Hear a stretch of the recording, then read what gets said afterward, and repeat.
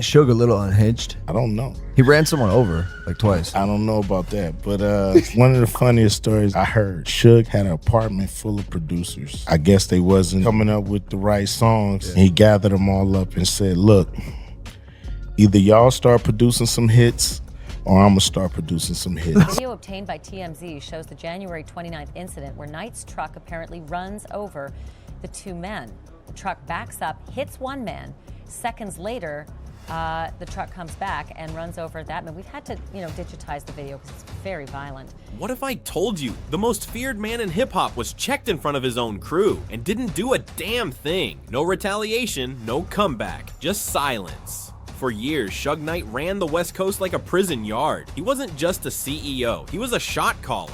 A boss, a man whose name alone could clear a room. But then came a storm he never saw coming. Not a rival gang, not a courtroom, but a businessman, a tactician, a different breed of power. Master P didn't play by Suge's rules. He didn't check in, he didn't flinch. He pulled up to LA like he owned it and walked away with Suge's biggest artist. In a move that would shock the entire music industry, P flipped the balance of power in one clean stroke and didn't even raise his voice. This wasn't just a beef, it was a silent war, one rooted in strategy, respect, and cold-blooded business. So what really happened backstage when Master P allegedly humiliated Suge Knight? Why did Suge's empire collapse while Master P's rose to legendary status? And how did the music industry let this story slip through the cracks? Let's dive into the confrontation that changed the rap game forever. To understand the power shift, you have to understand what Suge Knight really built and how dangerous it was. They was not scared of Suge Knight. They was terrified of Suge Knight. I mean, terrified to death. To death. Wow. Death Row wasn't a label, it was a regime, an empire forged in fear, blood, and paranoia. Death Row is more than a label. It's a family. And tonight, we got one of our members back fresh off acquittal. Not guilty, not guilty, not guilty. We got here today by trusting one another, by being a family, by being loyal. Like my man here. Ronnie, you hungry? No, I'm good, sir. No, have some more. I'm good, I'm full. How about a steak? I'm full. I'm good. Now you full. I guess you done taking from my plate, huh? You've been stealing from me for months. Why stop now? You think I wouldn't find out? You think I'm a bitch? That I was just gonna let that slide? You! Shit. No, I'm sorry, what? I'm sorry. You say you thirsty? I'm sorry. Who wants dessert? From the outside, it looked like the mecca of West Coast hip-hop. Tupac, Dr. Dre, Snoop Dogg. They ran the charts like it was nothing. But inside, it was something out of a mafia flick. Loyalty wasn't a request, it was a survival tactic. Suge's methods were infamous. Artists walked on eggshells. One bad look, one wrong word, and you could find yourself on the sidewalk, or worse. 15 floors. He had me look over the edge, show me how high I was up there. You scared? I needed to wear a diaper on that day. I was very scared. The Vanilla Ice balcony story. That was the blueprint. According to legend, Suge showed up to Ice's hotel, pressed him for publishing rights, and held him over a 15th floor balcony until he gave up the rights to Ice Ice Baby. So I'm out here at the London West Hotel in Beverly Hills. This is gonna be the hotel that Vanilla Ice claimed he was dangled by his ankles by Suge Knight off of one of these balconies here. That money allegedly helped fund Death Row. Even if the truth is less dramatic, the message was clear. You didn't say no to Suge Knight. You didn't leave Death Row unless he let you, and most people didn't even try. Eminem was there. Eminem was ready to go. In the club video shoot, so we in the video, all you heard was, Suge is coming! This is when I knew Eminem was real. He's like, don't give a f, man. Eminem came outside 100%. Them Detroit niggas kinda crazy, bro. Artists like Dre, Snoop, and even Eminem reportedly faced threats. Suge wasn't above giving out addresses. He wasn't bluffing. He was playing the game with prison yard politics, and he was winning until someone changed the rule. Master P didn't come from Hollywood. He came from the Calliope projects of New Orleans. Poverty, violence, survival. But what separated him was the mind of a mogul. He turned a $10,000 life insurance check into a multi-million-dollar empire. No Limit Records wasn't a hobby, it was war strategy. While Suge was intimidating his artists, P was empowering his. No Limit gave artists property, cars in their name, money in their hands, masters in their vaults. It was revolutionary. Master P flipped the game without lifting a finger. He wasn't loud, he wasn't flashy, he was surgical, and that's what made him dangerous. Because Suge could handle a threat he could see, but a businessman? That was a different animal. P understood branding, ownership, vertical integration. While Suge ran his empire like a gang, Master P ran his like Amazon. And then he came to LA. So you got a call from Suge. Did anything like transpire from that? What? Oh, he said Cal ain't big enough for me, him, and Puffy. Oh, wow. Wow. Well, I say, when you moving? Because I just bought a house. You and Master P, what was the situation with both of y'all? I know Master P, he said that you called him telling him that Cali wasn't big enough for him and Puffy, and he replied back to you asking you when you was moving? Yeah, so this what happened. Number one,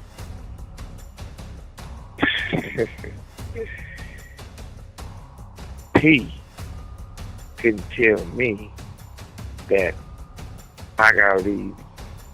Look, I'm born and raised out here, and I'm from the east side of Compton. Number one, I've been from there from day one. I've been there so long that I didn't have to let nobody whoop my ass and say I was from Compton. I was already from Compton at the beginning of it. For his P, I got family from everywhere.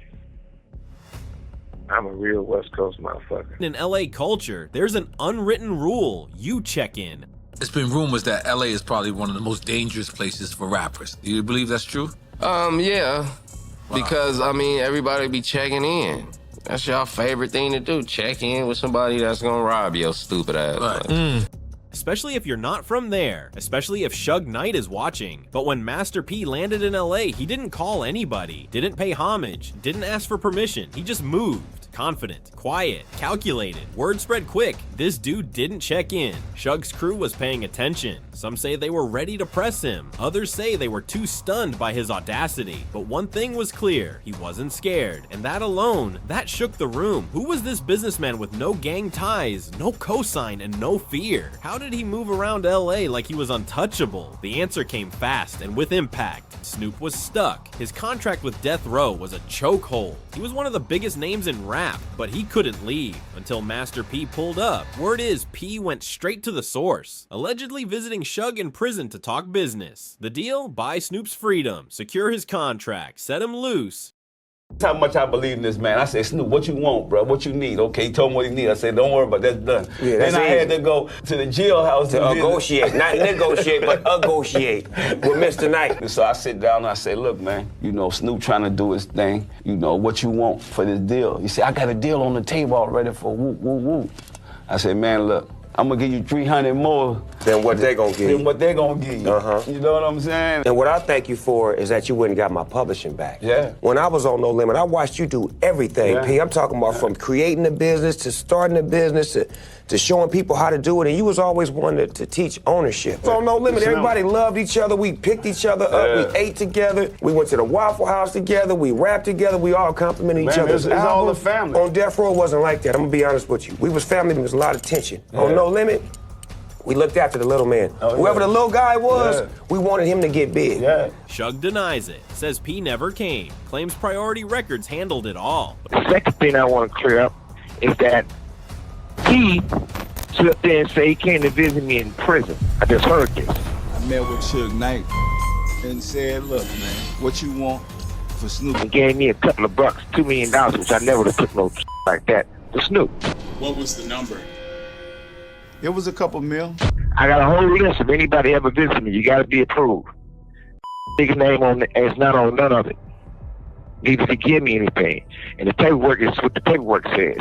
And I did a deal with Brian Turner at Priority Records and loaned Snoop's services to Priority and gave him the right to loan it to No Limit. But even if that's true, the optics didn't lie. Snoop left Death Row and landed at No Limit. The move was seismic. It wasn't just an artist changing labels, it was a message. Master P could do what others only dreamed of. And then came the moment that proved it wasn't just business. Snoop wanted to drop a Death Row diss album. Straight fire at Suge. P shut it down. He told Snoop straight up, that kind of heat could get you touched. That wasn't fear, that was foresight. And it might have saved Snoop's life. First of all, I'd like to thank God. Second of all, I'd like to thank my whole entire Death Row family on both sides, you know what I'm saying? I'd like to tell Tupac to keep his guards up. We ride with him.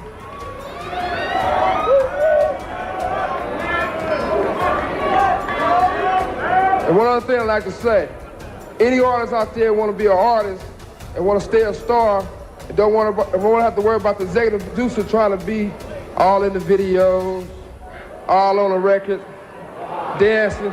Come to Death Row. Word is, Master P confronted Suge backstage at a major concert or industry event. It wasn't planned. It wasn't loud, but the energy, unmistakable. Suge was posted up, surrounded by his usual crew, bodyguards, affiliates, people who moved when he blinked. And then P walked in. No entourage, no threats, just confidence. Eyewitnesses say the room changed instantly. You could feel it, like two war generals locking eyes in neutral territory. He walked straight up to Suge. No hesitation, no fear. Whatever he said, it wasn't for show. He didn't bark. He whispered, calm, controlled. But the message, devastating. Some say he checked Suge to his face. Others say he warned him to stop meddling in business that wasn't his. And a few claim P laid out exactly how he'd taken Snoop, built his empire, and was now untouchable. The wildest part, Suge didn't do a thing. No yelling, no shoving, no orders to handle it. The same man who'd hung artists over balconies and flexed muscle on stage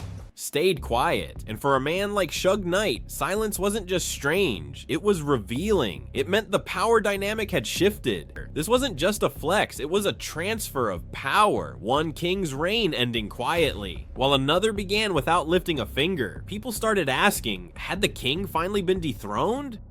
Building an empire while dodging bullets. While Suge's empire was bleeding from the inside, leaking loyalty, cash, and fear, Master P was stacking wins like bricks in a fortress. Quiet, calculated, dangerous. No Limit wasn't just growing, it was exploding. And not just in the music game. P had his fingerprints on everything. Clothing lines, TV shows, independent films, food brands, sports ventures. If there was a bag, P was in it. But this wasn't just business, this was warfare.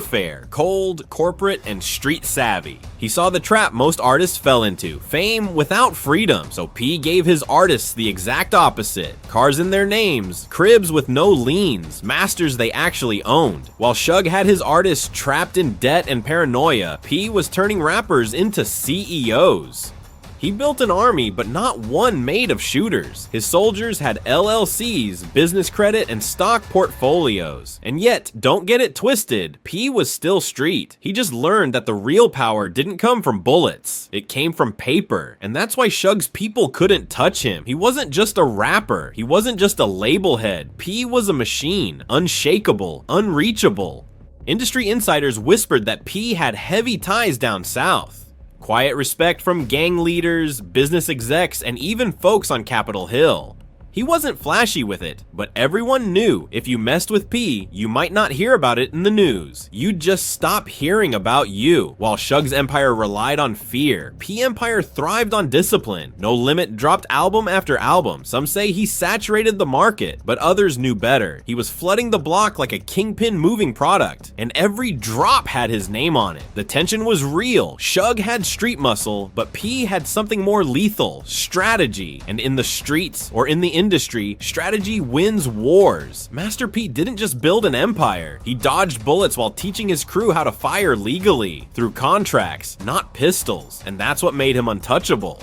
You can only rule by fear for so long. Eventually the fear turns inward, paranoia poisons the throne, and the king, he starts looking over his shoulder every second of the day. That's exactly what happened at Death Row. Inside those walls, loyalty meant silence. But silence turned into whispers. Whispers turned into plots. Artists weren't just unhappy, they were scared. People who once moved like soldiers were now planning their escape like prisoners. Suge's grip on the label was slipping. He started suspecting everybody, firing staff, accusing people of betrayal. Paranoia became policy. Legal cases began stacking up like bodies in a war zone. Royalties went unpaid. The IRS circled like vultures. Old favors came back as lawsuits. And the empire? It started rotting from the inside. One of the biggest labels in the world had just $11 in its account when the bankruptcy hit.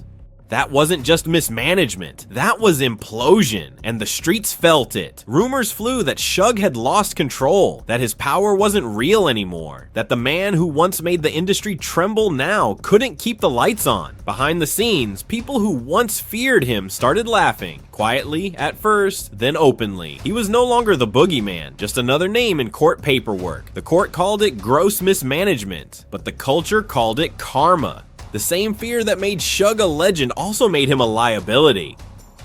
Suge Knight was still alive, but the empire, that died a long time ago. While Death Row crumbled, Master P thrived. He turned No Limit into a self-sustaining brand. Films, TV clothing, food, sports. He even owned a piece of the Charlotte Hornets. P Blueprint became legendary. He taught ownership before it was trendy, empowered artists, and proved you could win without selling your soul. Decades later, P still building, still giving game, still respected, and Suge still bitter, still behind bars. In 2015, Suge Knight ran over a man with his truck, killed one, injured another. The video obtained by TMZ shows the January 29th incident where Knight's truck apparently runs over the two men. The truck backs up, hits one man. Seconds later, the truck comes back and runs over that man. We've had to, digitize the video because it's very violent. He claimed self-defense. The court wasn't buying it. He took a plea deal, 28 years, from mogul to inmate. He still calls into podcasts from prison, throwing shots at Snoop, Dre, and Master P. But it's not the same. The voice is loud, but the power, gone. Master P didn't need threats or theatrics, just silence, strategy, and the guts to walk into LA like he owned it. He didn't just take Snoop, he shattered Suge's grip on the game. No shots fired, just a quiet empire takeover. While Suge spiraled, P kept building, richer, louder, smarter. So, who really won? Suge ruled with fear. P ruled with vision. One's locked up. One's still running plays. This wasn't just a victory, it was a legacy shift. Respect lasts longer than fear. Master P proved you don't have to scream to make the whole room listen.